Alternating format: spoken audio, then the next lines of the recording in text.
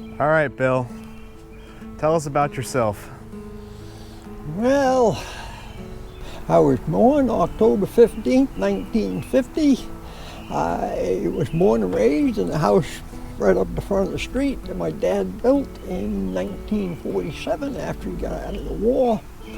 He basically did not buy wood, he bought trees. He bought 40 trees, and him and his uncle, who had a sawmill, cut all the wood that house was made out of.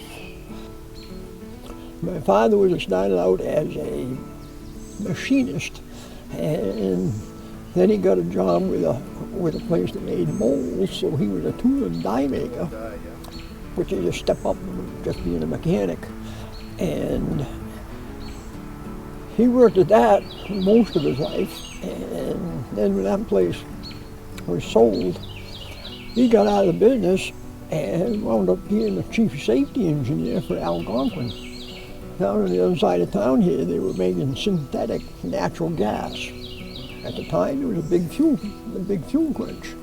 And they would make the synthetic natural gas, and the pipeline is on the other side of the railroad tracks. It goes up there and taps into the line that goes down to Cape Cod. The plant had a life expectancy of 20 years. The company that was in charge of overseeing the dismantling of the plant hired my father to be the safety engineer for that operation. So he actually got enough years in so that he was able to retire. And because he worked with steel all his life, he wanted to work with wood. In the meantime, he bought everything Norm Abrams had, he had to have it. Mother said, you know, Bill, it's better that your father does that than go down there sewing in and drink and chase wild women, she says. At least I know he's in the cellar, behaving himself. So I inherited all my father's machinist tools.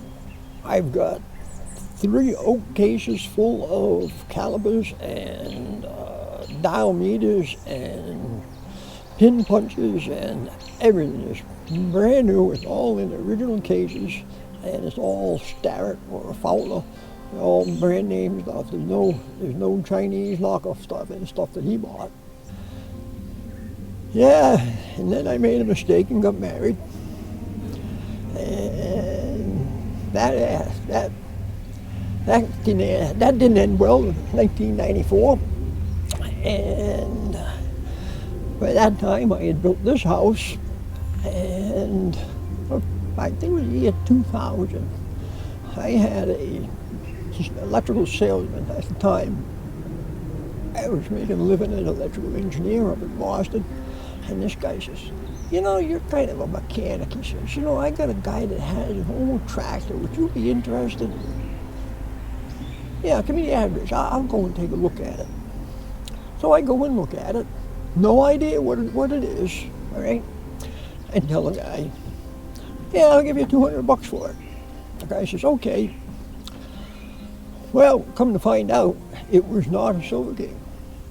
It was that serial number A227, the one that Ivan has. All right, the Plymouth. It was actually a Plymouth. Mm-hmm. Didn't know it, but Plymouth from the hole in the wall. So you got that tractor for $200, and it was a Plymouth tractor. Then the guy goes over and he starts beating through the weeds, and he says, oh yeah, here's the plow. He says, and over here, he says, here's a sickle bar mower. He said, the sickle bar mower might need to be sharpened. Oh yeah, I mean, it didn't even move. It needed to be a whole lot more than sharpened. But anyway, I made arrangements. Had a friend of mine had it roll back. We went up there, we got the tractor, and we got all the parts, we brought them home, and I started working on it. And part-time, because I'm working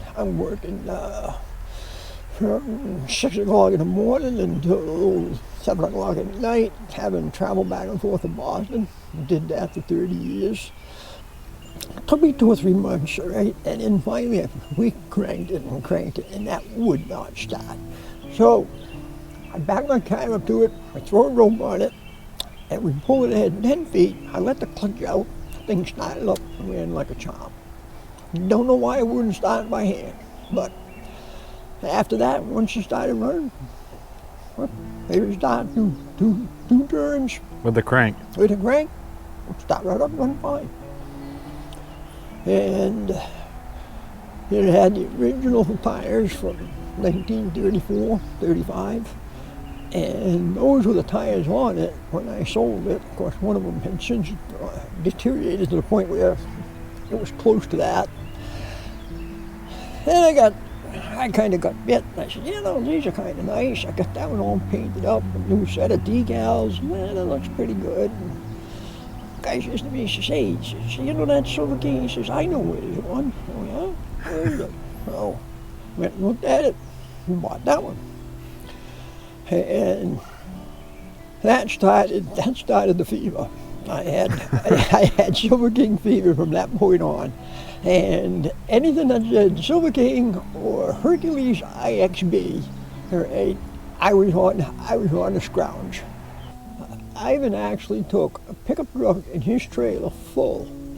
He made 2 loads from here to Pembroke with the parts that came out of the garage, came out of this barn, that barn, and the wooden barn. And we still had a pile of radiators up against the tree when you guys showed up. And I got to the point where I had everybody tell me, well, you know, they may be in parts and pieces, but you know, those are worth a lot of money, and they're trying to convince me that I'm going to sell each and every one of those carcasses for $500, $600, $800 a piece. And I said, no, I'm not.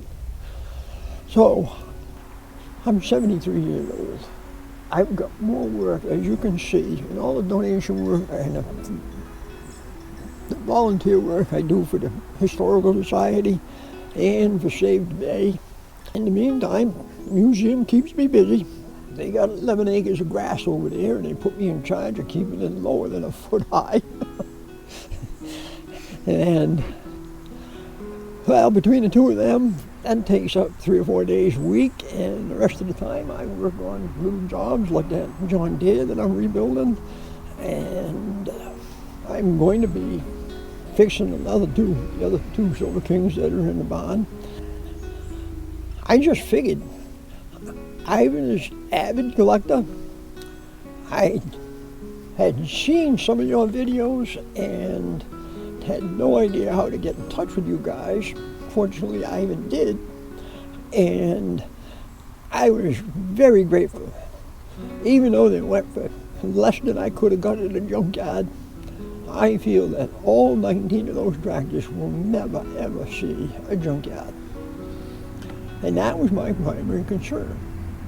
My partner's in there telling me I'm stupid, I should have done this, and I should have done that. And I told him, I says, I'm sorry, I says, but in my mind, I did the right thing. If you did nothing, somebody would scrap the stuff later on. My oldest daughter is a doctor. She's married to a doctor. I don't see a doctor getting involved with getting his hands greasy. I mean, you know, my younger daughter, who I sold my mother and father's house to, she's into goats, and her husband is taking care of the farm, and his big interest is RC cars, RC remote control, the little stuff.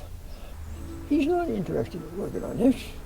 He's got a John Deere Zero steer in there, all right, that between him and my nephew, they mow this lawn, all right, and neither one of them checked the oil.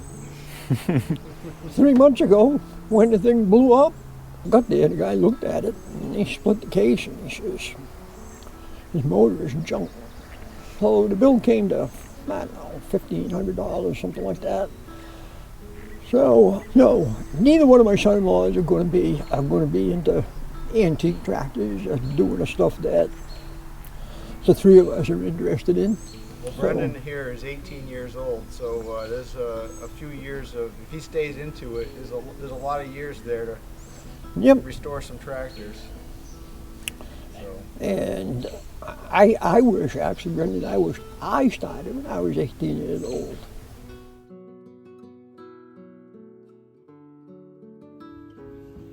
So, Look at that. and this tractor is actually taken from a picture of my everyday runner over there. Right. Because if you'll notice, it's got the big platform in the back. It does.